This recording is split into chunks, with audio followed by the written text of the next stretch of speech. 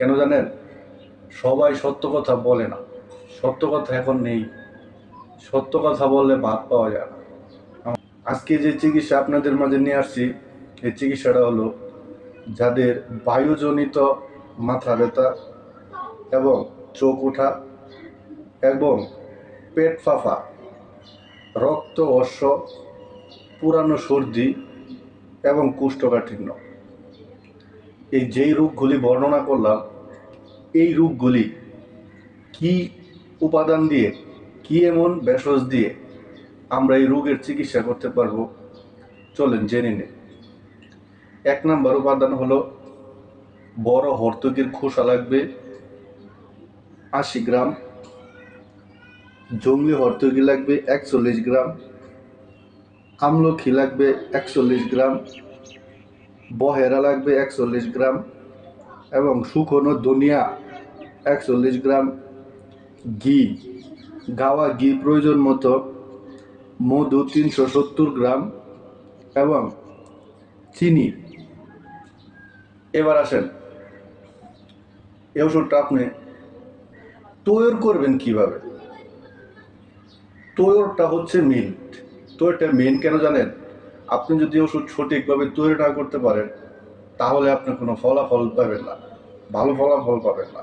যদি আপনি ফলাফল না পান, তাহলে বলবেন এই কবিরাজ তো ভালো না, কবিরাজ বদনাম হয়ে যায়। তে আসেন আমরা এই ফর্মুলাটা কীভাবে তৈরি করব। সম্পন্ন উপাদান, বাকি যে কয়টা উপাদান আছে, এই উপাদানগুলি ভালো করে ঘিয়ের ভিতরে মদন করে নেবেন, ভালো করে মিক্স করবেন ঘিয়ের সাথে, এবং চিনি শিরা তৈরি করে নেন।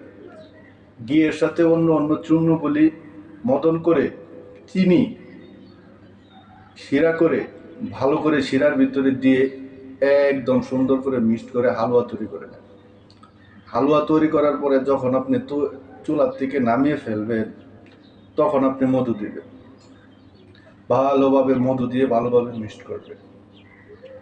এই ওষুধটি আপনি কিভাবে খাবেন, কি নিয়মে খাবেন, চলেন। আপনি শুধু যখন ঘুমানোর সময় এক চামচ 10 থেকে 20 গ্রাম পরিমাণ ঘুমানোর আগে খেয়ে নেবেন।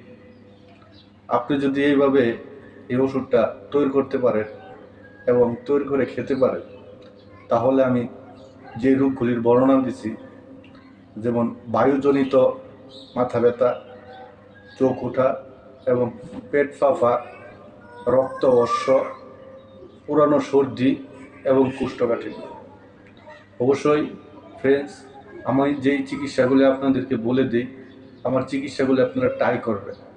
আমাদের সমাজে একটা কথা আছে, তবে আমি আপনাদের মাঝে সত্য চিকিৎসা বলে দিলাম।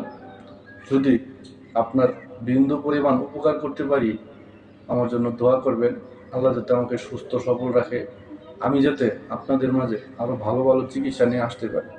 তো সবাই ভালো থাকেন। আসসালামু আলাইকুম।